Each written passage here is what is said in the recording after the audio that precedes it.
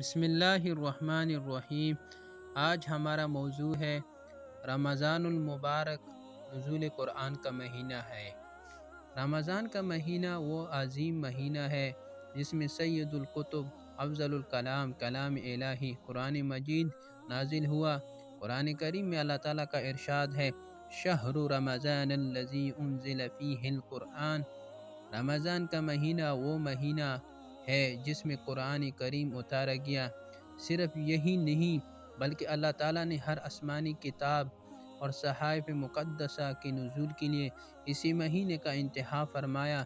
اس سے معلوم ہوا کہ بنی نوع انسان کی ہدایت کے لیے، آسمانی ہدایت کے نزول کے لیے اسی مہینے کا انتخاب کیا گیا۔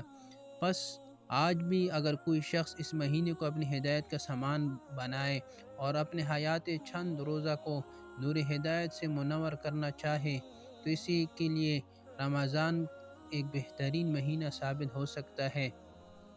ایک صحابی حضرت واصل بن اسقر رضی اللہ عنہ سے مروی ہے کہ حضرت ابراہیم علیہ السلام کے صحائف رمضان المبارک کی پہلی شب میں تورات 6 رمضان کو، انجیل 13 رمضان کو، زبور 18 رمضان کو اور قرآن کریم 24 رمضان کو نازل ہوا۔